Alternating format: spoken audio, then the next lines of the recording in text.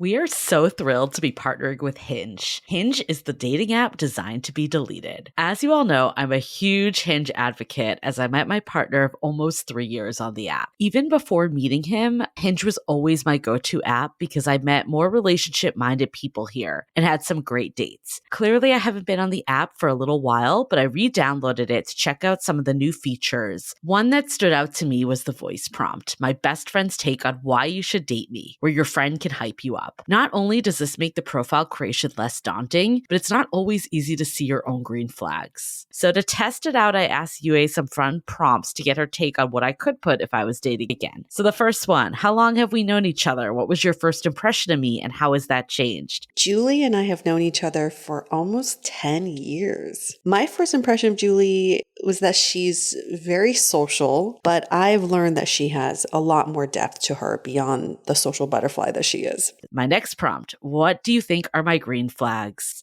I would say she's deeply loyal. She believes in love, curious mindset, and she is fearlessly ambitious. And then last but not least, what kind of friend am I? Julie is the kind of friend who will always have your back, no matter what. Damn, that feels nice to hear. So download Hinge and try voice prompts today. Then find someone worth deleting the app for. Hi, I'm Yue Xu. And I'm Julie Kraftchick. We're active daters turned dating sociologists. Here to dive into everything modern dating and relationships. Welcome to the Dateable Podcast. Hello, our dateable friends, our dateable family, our dateable posse. We're so happy to have you back for a special episode. Now, every episode is special, but this one's extra special because we're taking you into a behind-the-scenes look at our show, Exit Interview. The full season is out there for you to binge on. It's in the world. We've released it. It's all there. I think this project is near and dear to us because I don't know about you, Yue, but when I was dating, I was always thinking, what is going on in the minds of others? What is that reason that I didn't get the text back?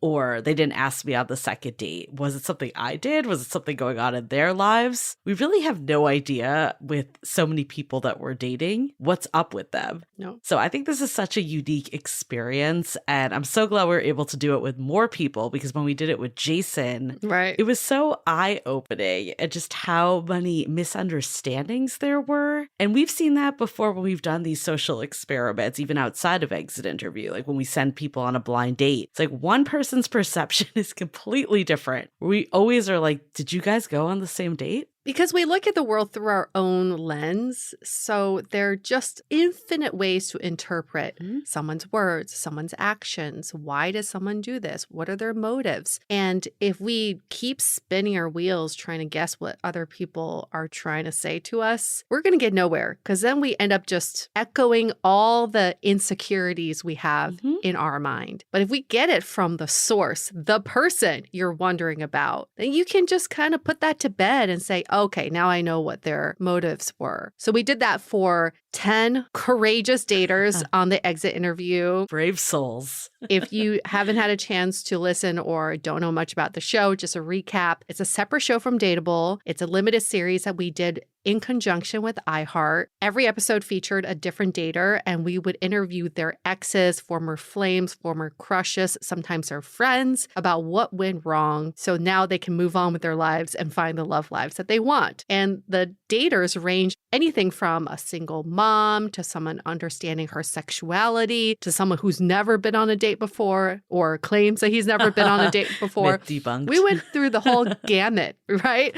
of who are the daters and why they think they can't find the love life that they want. And all of them walked away with takeaways that they never thought they could have if we didn't interview their exes. And I know this sounds really scary to people. I'm still unsure if I would do this myself. It is terrifying. Because I think the fear is you're going to get all this feedback that's like, oh, you're undateable. You're not someone that can date. But that really wasn't what we saw at all. I'm not saying spoilers, but I think like people can go in thinking this is actually going to be helpful and hopeful. When we reconnected with a lot of the daters, they had this like pep in their step that they did not have before doing this. Right. So yes, I think that we always think that when we get feedback, it's going to be like something that's, core to who we are as as a person or something wrong with us. But that really isn't the case. The idea is to see patterns, and sometimes it's just, quite frankly, the people we're picking. But a lot of times it's the way we're showing up that's really not who we are in life, or it's communication, or it's something going on that we have like this date persona, but not the real self is coming through. So there's so many reasons that are actually not representative of who we are to the core in any way. I mean, that's like almost every day, right? Because this is why we're so afraid of feedback, is because we're afraid of it confirming our deepest, darkest insecurities. Yeah. If you're struggling with the way you look and you don't want to give feedback because you think it's going to confirm exactly all the bad things you're saying to yourself. And what we learned from the exit interview is none of those insecurities were confirmed. In fact, all it was just miscommunication. Like, for example, Tia is one of them. She was our resident cool girl syndrome. And she was wondering why all these people she dated didn't want anything more serious. And everybody we interviewed, they said, I would have if she asked for it or if she even brought it up. Yeah. But she never even brought it up. Like, how crazy is that? She spent all these years thinking, I'm just not girlfriend material. Yeah. I'm not relationship material. Just to chalk it up to miscommunication, not bringing up your needs. Yeah. Or the way that she was being perceived was that she wasn't looking for something serious at all. Yes. Yes. So fascinating. I mean, I admit feedback is hard. It's a struggle for me. I think especially if you're perfectionist mentality, if you have like a worthiness wound, which I do, I think sometimes it can be hard to hear certain things. But what I found too is even if my immediate reaction is to react, if I like sit with it for a little, then I'm like, oh, this actually is helpful. This actually is a good idea. Doesn't mean that what I did was bad or wrong or I'm not good enough. It's just helping to build to a better you or whatever you're putting out there. So it's hard to go against our knee-jerk reaction, but feedback really is such a gift if you're willing to hear it. Yeah, I'm in the same boat. I feel like feedback just elicits this offensive way of behavior where you're like, I got to defend myself. Yes. And I have to prove that I'm right and they're wrong. But it's not about that. Feedback is about bringing people closer towards a similar goal. And we hear that time and time again on Exit Interview is the feedback here is to help you. Nobody said anything that was so petty where you're like, was that feedback really necessary? The people who do give you petty feedback, then you know that, thank God you're not together. You dodged a bullet. This is not the right person for you. Yeah, I was reading somewhere, I think it actually is the word feedback. You're right. It does bring this defensive,ness where if you ask for advice, then it's someone collaborating with you and trying to help. Advice. So instead of saying like, can I get feedback on my dating profile, someone's going to tear it apart, right? Can I get advice to make it better? Then they might be giving you the exact same quote unquote feedback, but you're going to take it in a totally different way. Yeah, definitely. I just went through 360 reviews at work, but it's very formulaic the way you give feedback. You first start with what they're doing right. Yep. And then you go into what feedback do you have for me as your manager? What can I do better? So then it immediately puts their guards down and then you give them like the actual feedback. And I think in relationships, we can kind of do the same. Always come from a place of love when giving feedback. But then it's reciprocal. If you can give feedback, you should be able to take that feedback, okay? Be prepared for it. I actually think the exit interview is so pivotal in dating, and more people should be doing these, even if they're not on our show. Yes. Because when you think about it, a relationship, all you're doing is giving feedback. Right. But you have to do it live. You can't just like get it. And you have to basically formulate it in what you were saying, right? In the way you say it. It's really tough. You have to separate your emotions, disconnect from your knee-jerk reactions, and really receive it. But damn, it's a hard skill It really is. to master. But you know what? Our 10 daters went through it. We're hoping for a second season, right? Get more of y'all through this process. Yeah. And Yue and I were curious of if you were to do a hypothetical exit interview, what feedback would you want to hear? What would you want to know from that ex or situationship? Or maybe it was a first date that you thought went really freaking well and you never heard from them again. Yep. Whatever the situation, what would you like to know? I want to read a few of the ones ones we got in because there were definitely some good ones. It was hard to pick Fun. just a few, to be honest, but these ones definitely stood out. It's fun when it's hypothetical because you're like, okay, at least I don't have to really ask for the feedback. Oh, exactly. You're like, I can ask anything. Could I have done anything differently to make you stay? Yeah. There were a lot of those that came through. Yes. Yeah, I can see that. Here's a good one. Why did you ghost me so abruptly after 7 months in so many plans for the future? Oh, damn. It's very specific. Yeah. Ghosting after 7 months? That's brutal. That's bullshit. That person better be dead. You know what I'm saying? Like, that's just bad. Like, not wishing bad things on you, but we kind of hope you're in the hospital if we don't hear from you for 7 months. Yeah, you have amnesia or like, you're debilitated somehow because there's no excuse for something like that. That's just so cowardly. There's no way we would have got that person on exit interview if they're not even willing to talk to you. Oh, I know. No way in hell. What would you want to know, Julie, from your exes? What would I want to know? I'm trying to think because I feel like with probably the most important ex, I feel like I did flesh out a lot of this. So I kind of know what he would say. I'd probably want to think about it more as a pattern, less about like a specific instance, because I think I've accepted significant exes I had, like those weren't going to work out.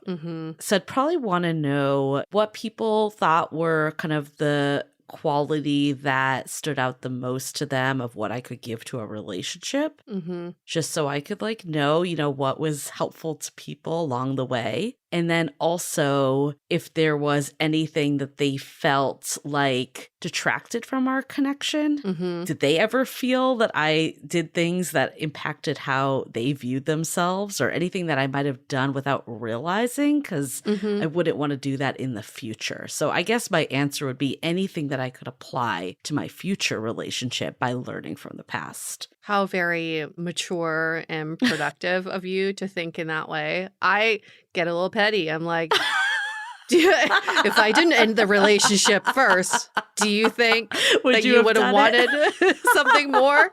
Yeah, there were so many. I was such a Tia back then. I cut off relationships before they could really turn into anything. But now I constantly wonder if I didn't preemptively end it, do you think you would have wanted to pursue something more? That's question number one. Question number two would have been like, was there anything I did that was super annoying that you just couldn't say to my face? I like to know, right? Like if there's pattern that, then I would like to know. But I think ultimately, most importantly, I would want to know that what do you think after dating me for a certain amount of time, what do you think I stand for? What do you think my values are? Because I like that. Nowadays, all I wonder about is, am I showing to the world, is it aligned with my values? And is that clear? Is that loud and clear to people who meet me? Because if my exes can't pinpoint what my values were, that shows where the problem was. I like that. Or also just like, how would you describe me? Because I would want to know if the way that someone described me was in line with how I saw myself, for better or for worse. I think that would be really interesting. I know when I was in the thick of dating, though, and I had trouble like getting past that third date, I probably would have been like, why didn't you move forward? And looking back in retrospect, I think I wasn't fully ready for a relationship, and maybe that came off on dates and I didn't see it. I just remember I'd be curious to ask this guy, not that it matters in any way, but there was one person I dated for just a little, like it wasn't anything super long, and he was a few years older than me, but significantly more mature. And I remember like talking about, going out and doing all this stuff. And he was just kind of like, okay, and then he sent me that text like, yeah, I don't know. I don't really see this going anywhere. Oh. So I always thought it was because I kind of came off immature and, maybe he just wasn't the right fit for me. Probably, clearly at that stage, definitely not. But the best part is years later, it was 4th of July weekend and I was going to a park and they wouldn't let you bring like bottles in. So I you buried the bottles. I remember I like chugged some champagne in the parking lot of the grocery store with my friends. We like couldn't bring it forward. Oh my God. I turned around and he was there. And I was like, of course, that's who's here in this moment. And he's like, yep. Dodged a bullet. Not much has changed. And he probably went home and told all his friends, remember that girl? He's probably like, I was right.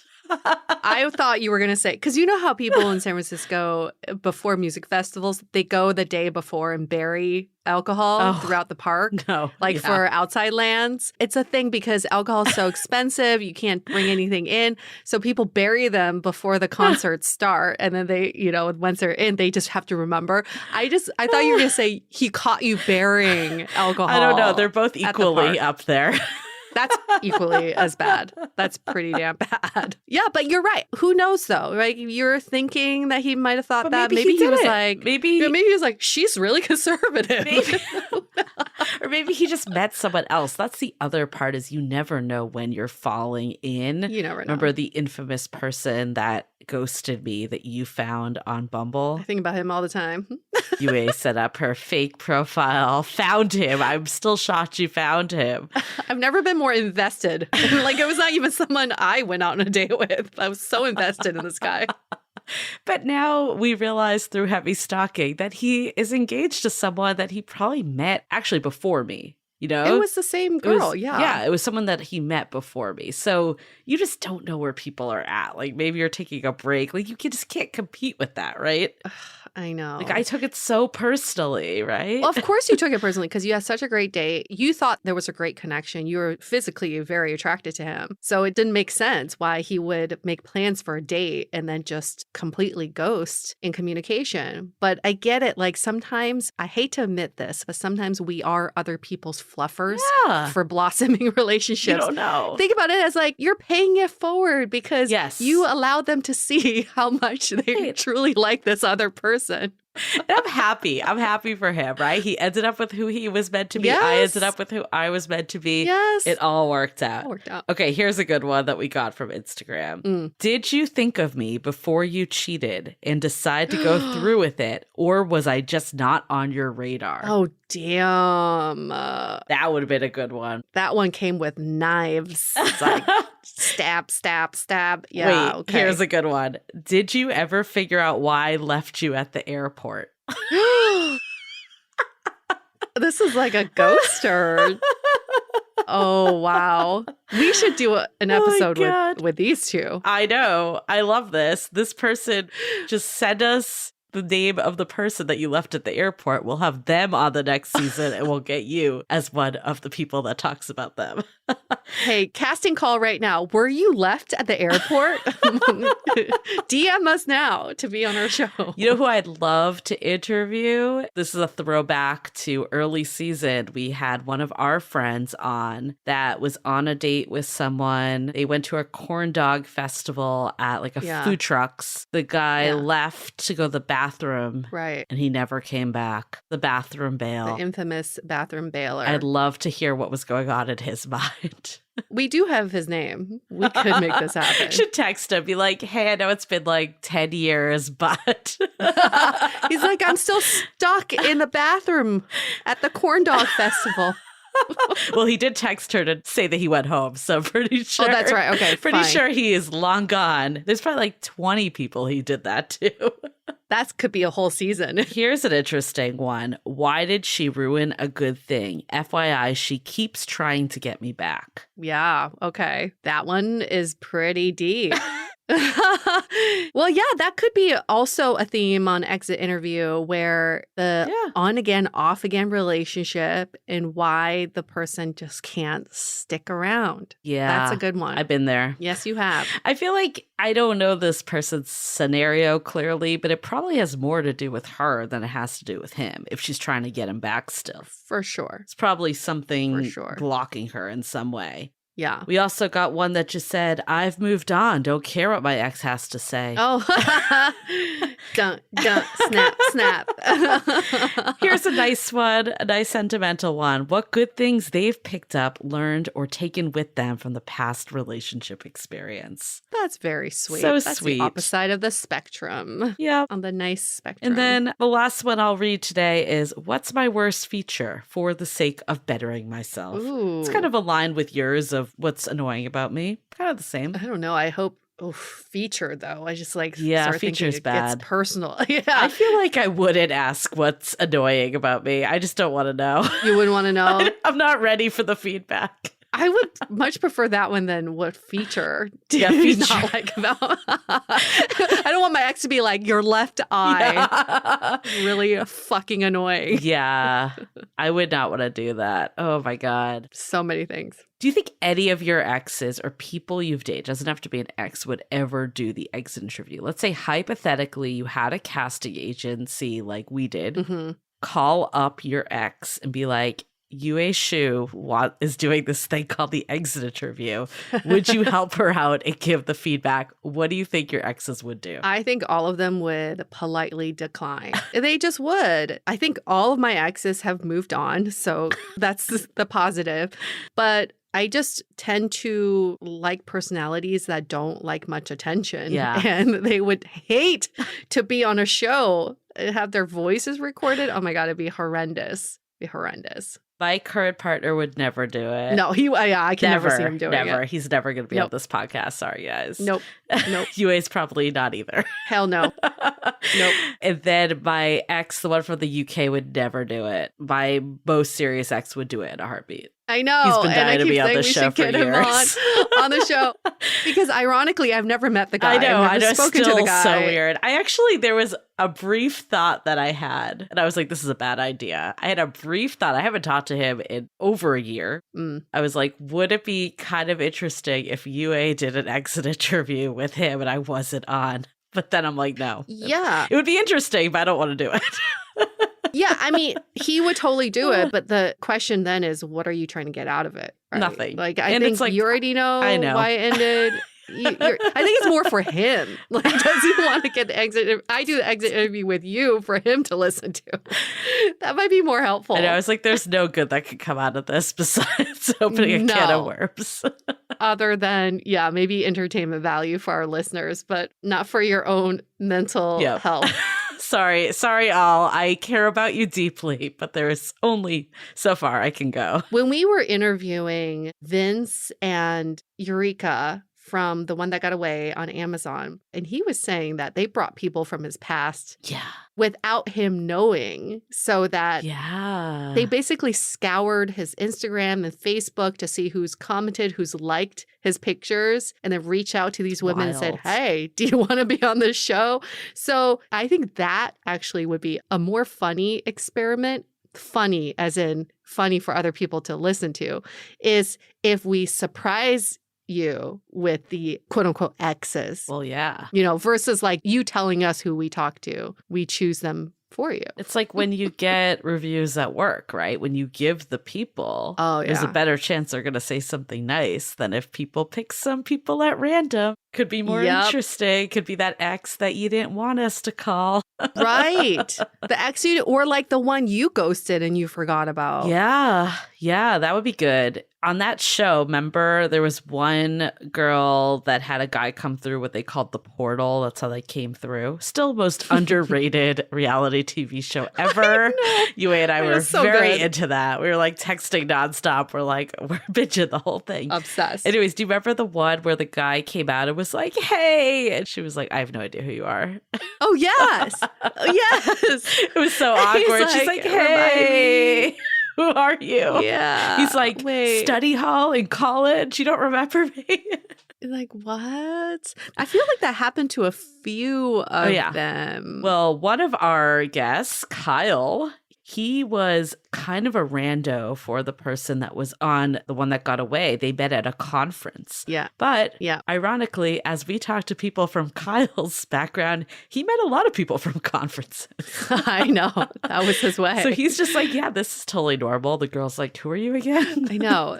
Okay, before we keep going into this, let's hold that thought for a quick break. This episode is sponsored by Via. We all know there are things that can help set the mood in the bedroom, but did you know a little THC could also do that? Yes, Via has developed a unique blend of pleasure-enhancing cannabinoids, libido-strengthening herbs, and a low dose of THC all into one mind-blowing gummy called High Love. This gummy, wow, it will awaken your senses, increase blood flow, and intensify any sexual experience. experience. I've been pleasantly surprised by the high love gummies because it is just the right amount of THC for me to have a good time without feeling sleepy. And hey, if THC is not your thing, Via also offers a wide array of other gummies without it. And everything legally ships in 50 states with discreet packaging directly to your door. So if you're over 21, you can get 15% off and a free pack of award-winning Dreams THC plus CBN sleep gummies with our exclusive code DATEABLE at viahemp.com. That's VIIAHEMP.com. Let the gummies work their magic. Head to viahemp.com and use the code DATEABLE to receive 15% off and one free sample of their Sleepy Dream gummies. That's viahemp.com and use the code DATEABLE at checkout. Take your passion and pleasure to a whole new level with high love from Via Hemp. As you know, I recently left my corporate job and I've been in total recovery mode, all about self-care. One of my new routines is the nighttime shower before bed. There's just something about washing away the day and that reflection that's been super helpful for me. I've been using one of our partners, Osea's Mega Moisture Duo. This combo body oil and body lotion are so freaking incredible. It literally feels like I'm at a spa. I realized that the secret is seaweed and other skin level ingredients that are normally reserved for face products. And that's why I was so excited when Osea became one of our partners. And, we're so grateful for partners like this because one, they keep the show going, but they're also super good for all of our listeners and for our own well-being. So if you want to have that nighttime bliss like I am doing, you can get 10% off your first order site-wide with code DATEABLE at oseamalibu.com. You'll get free samples with every order and free shipping on orders over $60. So head to oseamalibu.com and use the code DATEABLE for 10% off. Let us know which products you end up going with. Share them in social. Super excited to see what you end up choosing.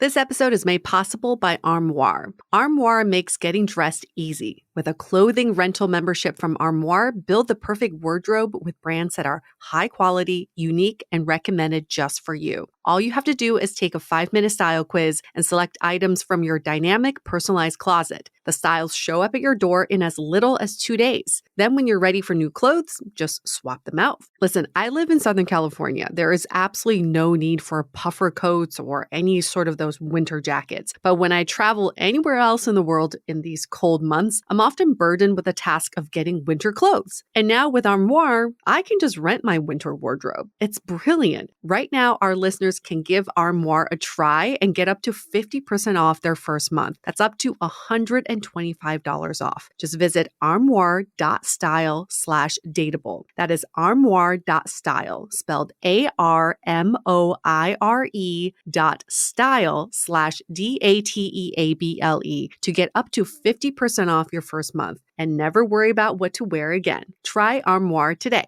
Before we get into how we made the show, kind of like behind the scenes, all the shit that went down. Yeah. I want to ask you, Julie, if we were to interview your exes, what do you think is the number one piece of feedback they would give you? What do you think all of your exes combined would say? The one common theme. All of them combined.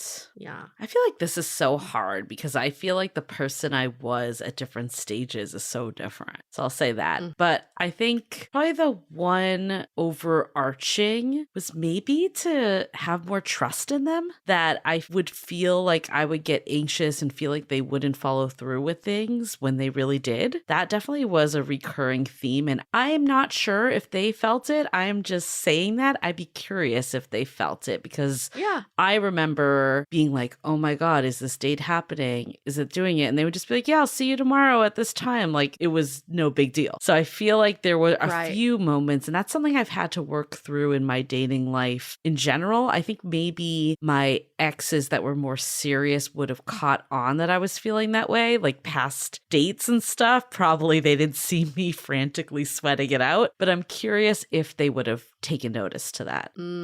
Yeah, that's good. What about you? I know, again, projecting because we don't know, but I know that they would all say that I live my life too independently to a fault where I don't consider their lives when making decisions. I could see that. And I can see a pattern where every relationship I've been in, I've made some major life choice or decision without them. And they either had to get on board or get off this UA train. And that's kind of why a lot of these relationships didn't work out. So this current relationship has taught me that I have to account for someone else's life and well-being when making these life decisions. Yep, it's the only child syndrome sneaking through.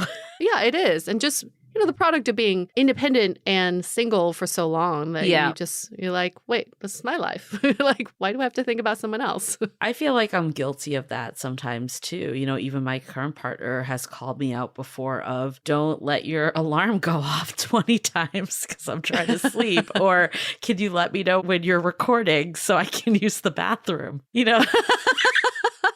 Wait, explain to people why that is, because people might be like, wait, he can't use the bathroom? The way my recording is set up, and I live in a 1-bed, 1-bath, so there's one bath. There's not many other options to go to. The recording area is right in front of the bathroom. And is this long-term sustainable? Probably not, but most of the time, he's not here. Julie, I know what I'm getting you for your 40th birthday. A porta potty to go on your balcony so that we no longer have to run into this problem. I'm told he can't go to the bathroom as he pleases.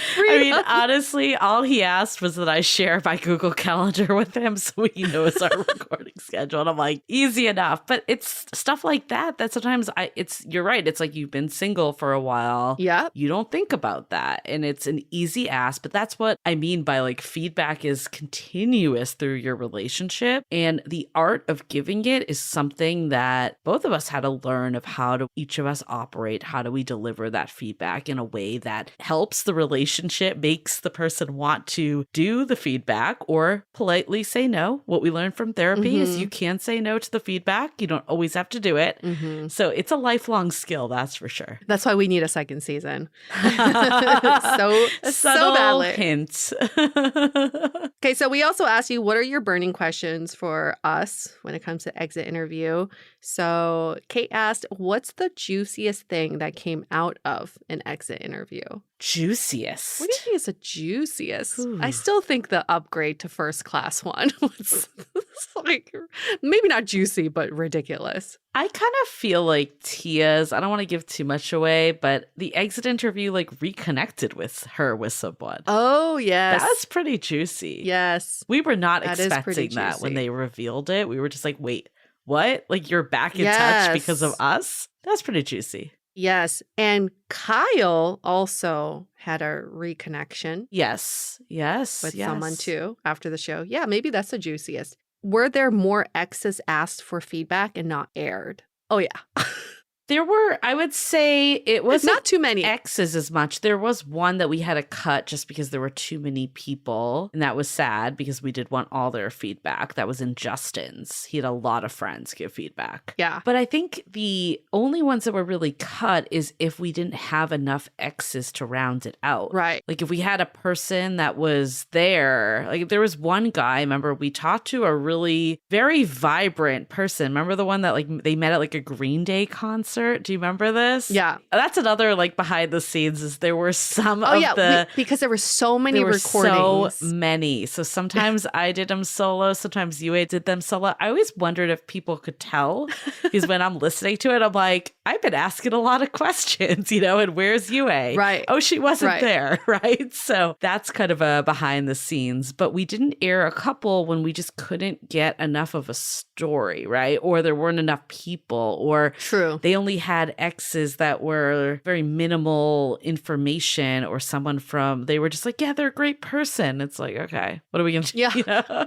Right. Well, part of the exit interview process is like flying a plane while building it because we have to interview the exes in order to get the story. And if we don't get a story, then we can't go on with the episode. Right. And if we don't have enough to fill that hour, then that's an episode we have to scrap. So that has happened, but not too often. There was one guy, made me think of it, that we really wanted to pursue because he really wanted to find love. And he seemed like, someone that was interesting. He refused to use dating apps, absolutely refused. Yeah. And he went on like 1 or 2 dates a year, and it just, you could pull from that. So it did actually make me appreciate dating apps. And I know like people are still skeptical, but I'm also like, yeah, you can leave it to fate, but you might be waiting for a long time. Like, why not do both? Why not use all the tools at your disposal? It's hard. If that's what you want. I feel like you're kind of just getting in your own way by not doing something that's so prominent in today's world.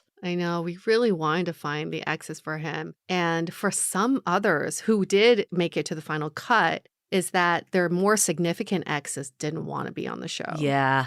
Yep. And that's always going to be a product of making a show, is that it's still got to have entertainment value. And some people just don't want to air their dirty laundry. Someone else asked, when is the next season coming?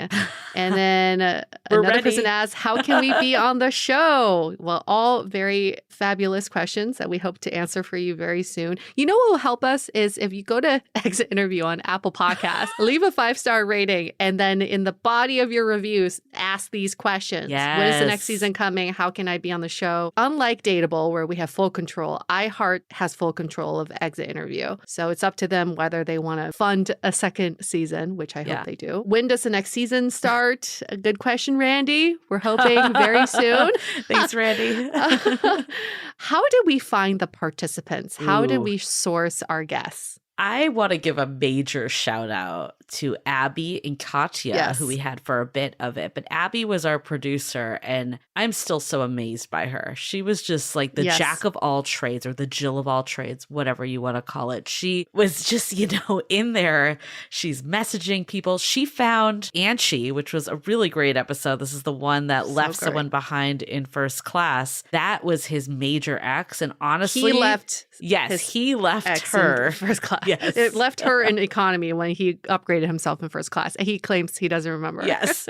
But that was such a pivotal part, getting her on the episode. If we didn't have her, it would not have made the story. We might have had to scrap that one. And it was such a good one. She went on LinkedIn to find this girl. Yes. She was at freaking Asia and she called in. She found every which way you can stalk an ex. Yeah. She was able to get a guest. So this was a process. I would say this was probably the most difficult part of the entire thing. I mean, there were a lot of difficult parts, but this was probably the most time intensive that we did not account for the right time. You all don't know that the exit interview was supposed to launch a little earlier than it actually did. It's all good. March was a good time for it to launch. Actually. But a big part of the delay was casting. We started off with a casting agency, which I still don't know if was the right call. Say, let's not forget, the first step was how we were sold on this project was we don't have to do anything but just to show up for the recordings because there was going to be a casting agency casting for all these people. And in the first round, this casting agency sent us like 50 people on this list. And we're like, whoa, it's going to be awesome.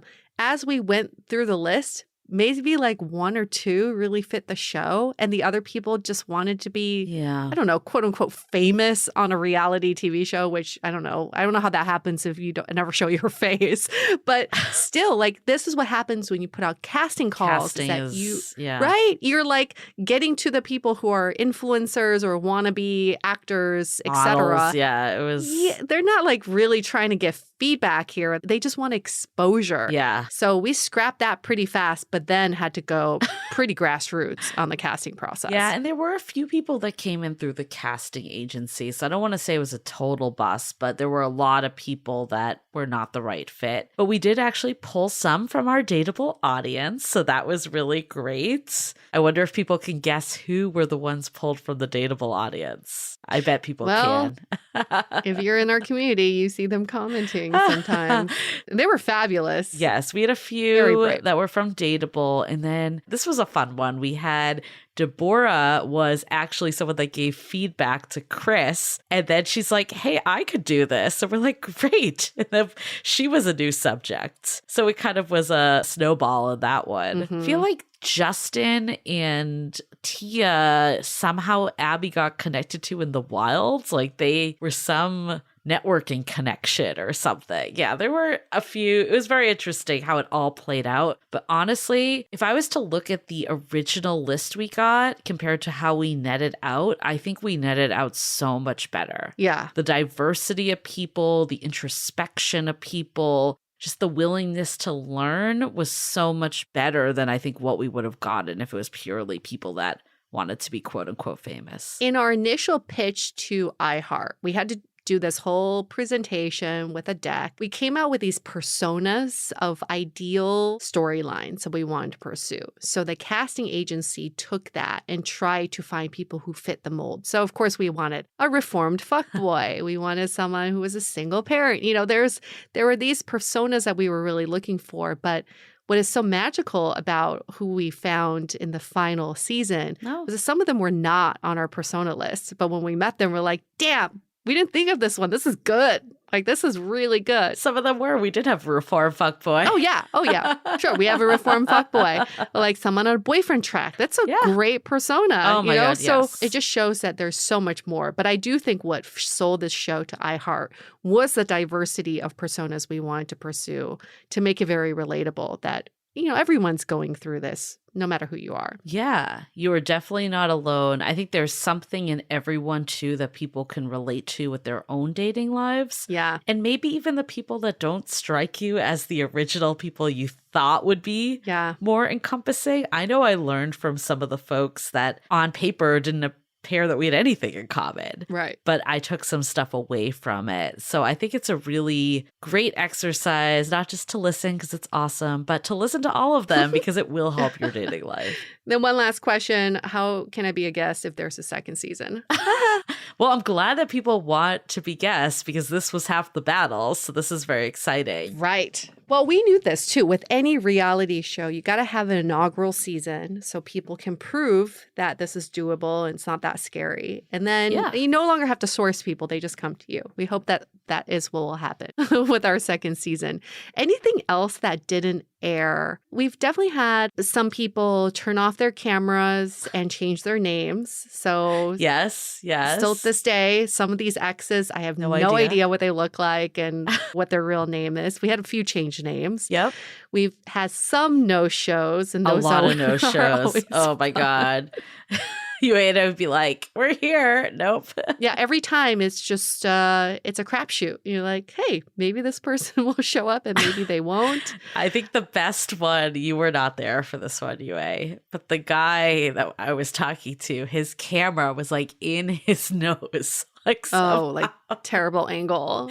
And he was talking forever. We didn't even end up airing it because we couldn't get it. And he was saying some kind of brutal stuff. Of all the ones, I do want to give a shout out to our team too. We had Sam Martin and Jennifer Jacobs. So Sam was from Frolic, which is our network we've been with. They're the ones that we worked with iHeart. Mm-hmm. And she was a producer as well. And then Jen Jacobs was the editor. And like I mentioned, Abby was our producer, the kind of one running the whole show. And then we also had Katya for a bit. And I think some of my favorite times was when we just all met to talk about, you know, like, what are we going to do here? We had a lot of strategy sessions, but Yue and I were like, it's fun to work with a team. It's fun to see everyone come alive and get as excited and invested as we are, because we have a little bit of a team now on Dateable. I don't want to say we don't. We have a great editor, Stefan, and we have Janice who helps with sounding board and moderation. So we do have some team, but in the production, like, it was fun to have those folks. Not to mention all female team. Yes. Very badass female team with very strong skill set all across the board. That was just so empowering to be part of. And also just like Jen with the post-production magic. Each episode went through, we think, 6-7 rounds of edits. Yeah. And she would have to do shit like, can you add a reaction here? Because there's so much silence. So she would take a from anywhere else in the interview and shift it around. That's how these episodes get made, because what you hear in real time There is a lot of dead air. There's just a lot of like trying to figure out what the point of the story is. Yeah. But we had a limit to how long each episode could be. So Jen had to cut everything very succinctly and fit it all in and add in those reactions whenever relevant. So damn, she's a magician. Just for the record, though, we did not change the story with that. It was more just that. I mean, we recorded for an hour and a half and we had to get it down in under an hour. That was the guideline. So there was at least 30 minutes that had to get cut. So the way it flowed originally might not be the way it does because of that. I think that's like actually a good behind the scenes that Yue and I talked about this. We would be exhausted after doing these episodes because it's different than Dateable where we just talk, especially the episode we're doing now. This is not draining to either of us. It's very easy. It just feels like Yue and I are having a convo right now. But when we were doing these, we have to analyze. There was a lot of brain power that was happening because we had an idea of where the story was, but not fully. Yeah. Until you're in it, you're hearing the feedback, you're hearing the other side of the story. We did hear like some of the feedback, obviously, ahead of time as we talked to the exes and past dates, whoever. So we had an idea, but we didn't know the other side of it until we talked to the person. And also, we had never met the main person until that recording. Right. So we were kind of trying to get a vibe of them and figure out what was holding them back, even outside of the feedback we got to fill in the story. Because a lot of times, I think this is something that was really difficult, but what I would say makes you and I maybe the right people for this job is that you have to read between the lines sometimes.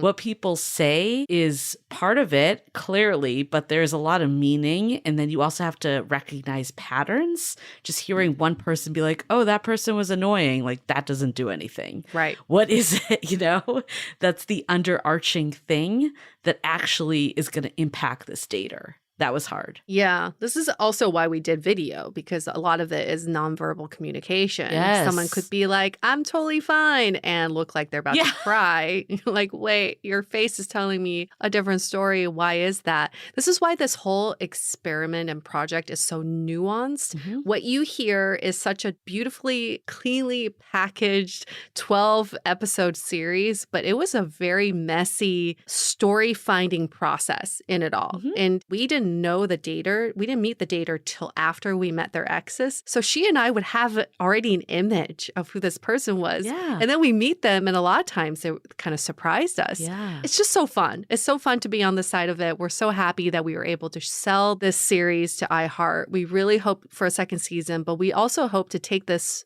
to other formats like TV, let's say. It would be a great TV show. I learned so much from doing this. I really think we could not have done it without the 7 years of doing Dateable. We would have been floundering. We would not have been able to pick up on it. I feel like, what was it, Tia's with the cool girl? We immediately knew. We're just like, yep, we know what's going on. Yeah. We've seen this before. Diagnosed. Some of them weren't as easy to diagnose, but there was a lot that we could pull from past Dateable learnings, understanding, talking to all of the experts, talking to all the thousands of daters we've talked to. So thank you all for helping indirectly create this, because without you listening to Dateable, we would never have been able to do this. We got to thank our original exit interview subject, Jason, who did the episode on Dateable that inspired this whole series. Thank you for making that episode so wonderful that we've been using it nonstop as a pitch for our exit interview. And Jason has agreed to come back, right? Oh, Jason's ready anytime. Yeah, part 2. We should have him on next exit interview. The exit interview. I love that we're volunteering Jason, but Jason is a moderator in our Facebook group. He's one of the hosts in our sounding board community. We changed Jason's life. Yes. So the exit interview is life-changing. Honestly, though, we gave him confidence, and half the battle in dating is having the confidence and getting out of your own way. We always say that. Like we said, there was no character flaw or something inherently wrong with any of the daters that we talked to. It was simply perceptions, misconceptions, and all of the like. But also have to hand it to Jason for being open to feedback. If you're not open, then who cares? Who cares about listening to all of this? All of our daters, all of the folks. Yes. We'll give them a shout out. All of them were just so open, so willing, such great people to have part of this experiment. Thank you all for being part of this. Thank you to our team at Frolic, our team at iHeart. Thank you to our team at Little Scorpion Productions. We couldn't have done this without you. Thank you to everyone who's listened. If you have not yet, we'll say this again, binge the seasons. Only 12 episodes. It goes by really fast. You can get it done in a weekend. It's wonderful listening. I've had so many of my married friends hooked on this show. Yes, it's for everyone. Because I feel like married people reminisce about their old flames quite a bit. And they're like, this is bringing up memories for me. So it's for everyone. You don't have to be single or in a relationship to like this show.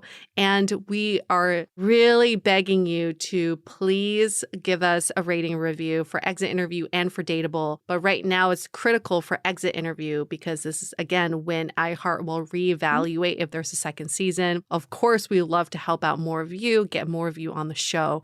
So ask for that second season through rating and reviews. That is the loudest you can speak to iHeart right now. Yes. And we could really use your help to galvanize around it. Yeah. And if you've already binged all of Exit Interview, of course, you can go back again. There's always new tidbits that you pick up.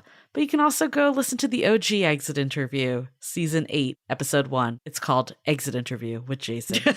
Very hard to find. Fabulous. Well, we appreciate all of your feedback. Oh, see, we appreciate your feedback too.